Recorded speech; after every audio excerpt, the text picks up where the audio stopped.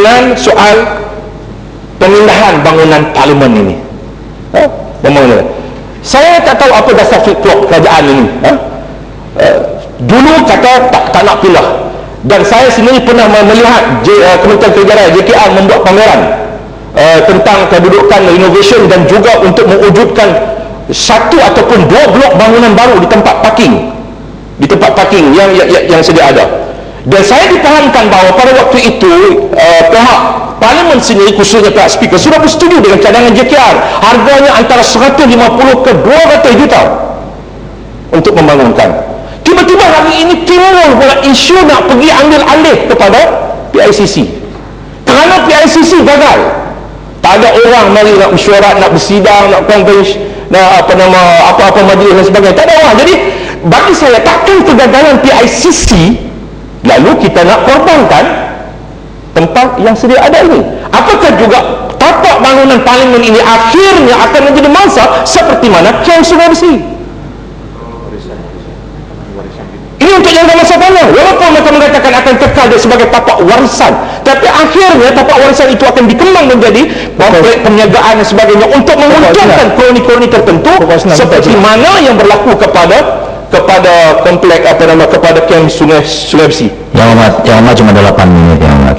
Saya suku, saya faham tambah 3. Sekejap je mengenai terima kasih Datuk Speaker, dan terima kasih pada Pokok Senar. Saya ingin nak tanya Pokok Senar sama ada setuju dengan saya bahawa kalaulah kita betul-betul mematuhi amanat the separation of power, katakan itu dari segi legislatif dan eksekutif, dua-dua tu tak harus bercampur, kerana sekarang ni Dewan Rakyat eksekutif yang membuat cadangan supaya dipindah.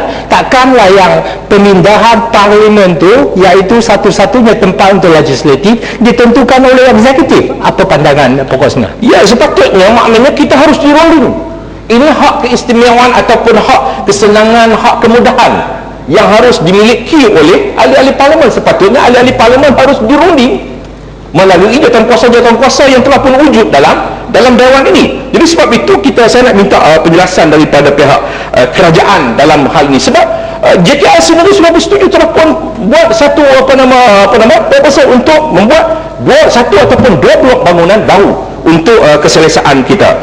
Jadi saya katakan bahawa, saya sebut bahawa bagi ahli parlimen kita bukan perlu kepada satu bangunan baru sebenarnya, walaupun itu merupakan satu keperluan. Yang kita nak apa dia? Integrity, reform kepada institusi parlimen ini sendiri. Itu yang kita nak. Hak dan kebebasan kita.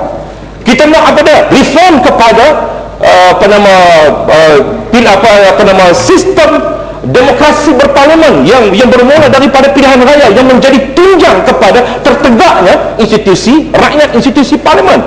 Tak ada guna kita pindah ke PICC sedangkan tunjang demokrasi kita, iaitu dalam yang bermula daripada pilihan raya ini tidak ada kebebasan dan sebagainya. Jadi sebab itu saya minta mohon penjelasan pihak kerajaan.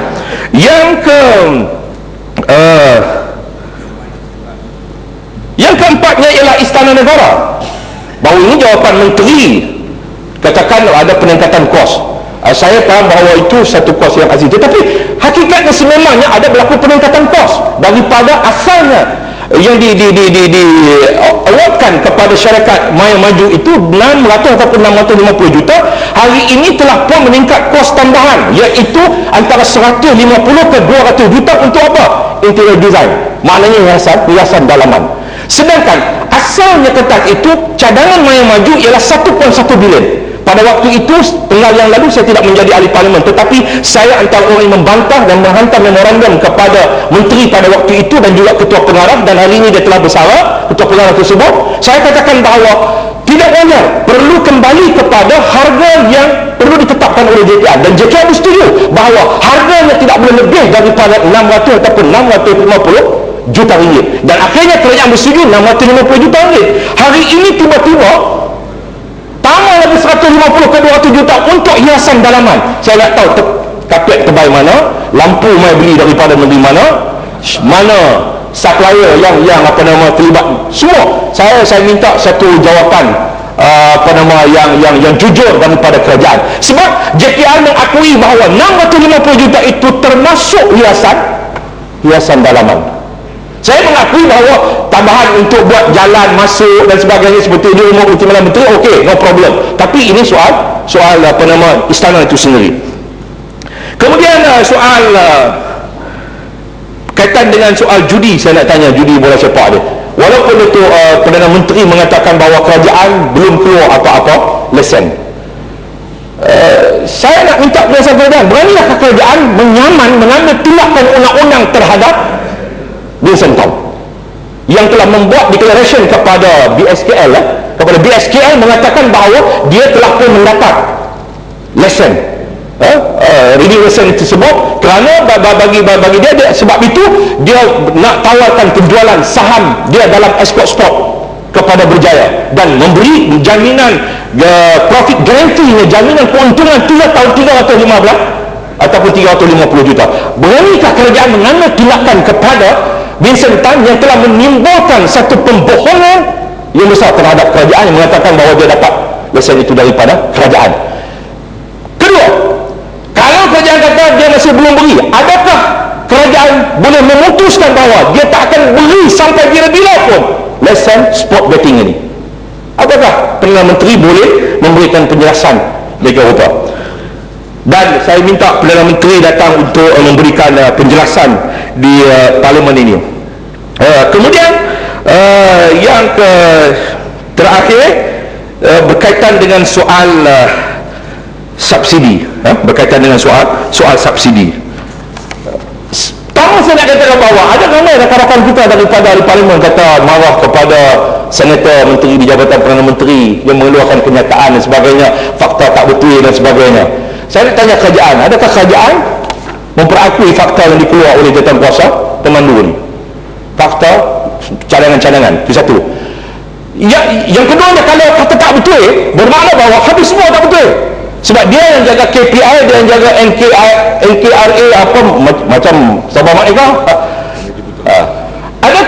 Adakah indeks jenayah yang disebut oleh kerajaan Bahrain, jenayah turun daripada makmal ini juga satu pembohongan?